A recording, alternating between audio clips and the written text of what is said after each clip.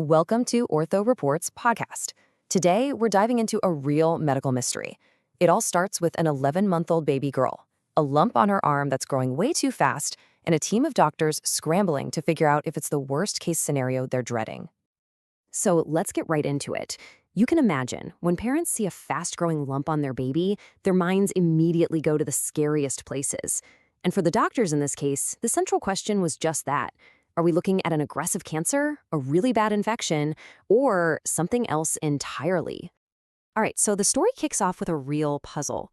We have this 11-month-old girl who's brought to the hospital because of a swelling on her forearm.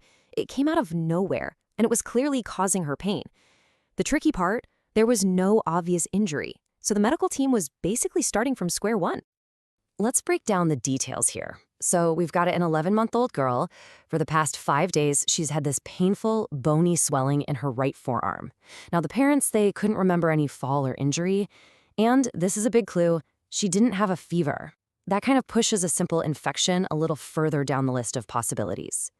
When the doctors examined her, the area over the distal radius, that forearm bone right near the wrist, was definitely tender to the touch. The first thing they did, of course, was get an X-ray. And what they saw was immediately concerning. The image showed what's called an expansile lytic lesion. Now, what does that mean in plain English? It looked like something was literally eating away at the bone from the inside out, causing it to bulge. A finding like that, well, it sets off all the alarm bells. What happened next just ratcheted up the tension. In just 4 weeks, that's it, just 4 weeks, the lesion looked dramatically different on the follow-up X-ray. It was growing, and it was growing fast. This rapid change made the situation critical. The team knew they couldn't just watch and wait anymore. They had to get a piece of that tissue to see what was really going on. So, an urgent biopsy was put on the books. And this right here is the heart of the problem they were facing. The case report itself says that the lesion's alarming growth made it incredibly hard to tell if it was a severe bone infection, what we call osteomyelitis, or a really aggressive childhood cancer called Ewing sarcoma. And believe me, the treatments and the outcomes for those two things are worlds apart. Getting the right answer was everything. So the race was on. With the main suspects being so serious, the team pulled out all the stops. They launched a full-scale investigation using all the advanced imaging and pathology tools they had to try and solve this medical puzzle.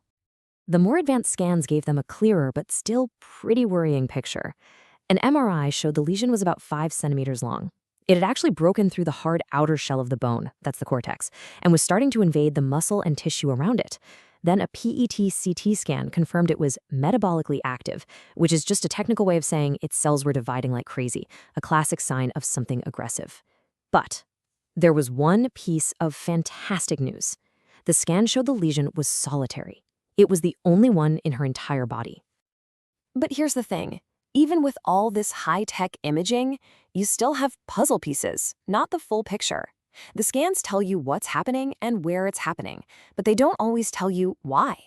The characteristics can still point to cancer or a really severe inflammatory issue.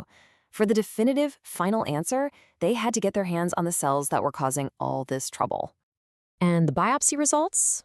Well, they were the smoking gun. Pathologists use this really cool technique called immunohistochemistry. Basically, they use special tags that light up specific proteins on cells. And in this case, the problem cells lit up positive for S100, CD1A, and Langerin. You can think of these markers as a molecular fingerprint.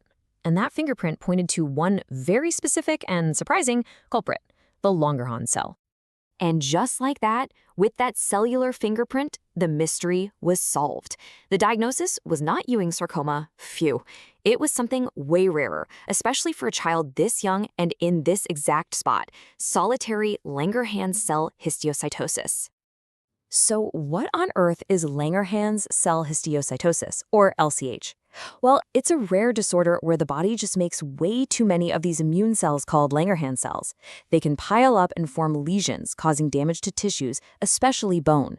Now, here's the key thing. While it's called neoplastic because of the abnormal cell growth, it's not a traditional cancer like a sarcoma. And that distinction? It is absolutely life-changing. I mean, just look at the difference here. The fear was a malignancy like Ewing sarcoma, which would have meant grueling chemotherapy, major side effects, and a really uncertain future. But the reality, LCH, could be treated with a single targeted surgery. For a solitary lesion like this, the prognosis is excellent. You can't overstate it. Getting that correct diagnosis was a total game changer. So, now they had the right diagnosis, which meant they had a clear solution. The team could finally put a plan in motion to get rid of the lesion and help that little girl's bone heal. And the solution was so beautifully straightforward. The procedure had two main parts. First, a curettage. This is where the surgeon goes in and very carefully scrapes out all the abnormal tissue from inside the bone. Then, once the cavity was totally clean, they injected a tiny amount of a steroid right into that spot to calm down any inflammation and hopefully stop the lesion from ever coming back. Her recovery was just fantastic. After the surgery, her arm was put in a splint for about 3 weeks to protect the bone while it started healing. By the 6-month mark, her x-rays already showed that things were healing up nicely. Fast forward to 18 months, and a lesion was completely gone. The bone had remodeled itself beautifully. And now, at the 2-year follow-up, there's no sign of it coming back. No complications, nothing. Just an amazing outcome. You know, every one of these cases has something to teach us. And this one, it's a huge reminder about how important a thorough investigation is, and how, especially in pediatrics, things aren't always what they seem at first glance. So, if we boil it all down, what are the big takeaways? First, you've got to keep these rare diagnoses on your radar, because LCH can look exactly like a much scarier cancer. Second, when the picture is confusing, a biopsy with modern testing isn't just an option, it's the gold standard. And finally, this is a really hopeful story. Getting that very specific answer meant a direct, targeted surgery could offer a complete cure. This whole case really leaves you with a pretty powerful thought. It's the classic medical school lesson. When you hear hoofbeats, think of horses, not zebras. But this was a zebra. It really makes you wonder, doesn't it? How many other rare conditions are out there, hiding in plain sight, just looking like something much more common and scary? Thank you so much for joining us for this edition of Ortho Reports podcast. We really hope this deep dive into one incredible case was as fascinating for you as it was for us.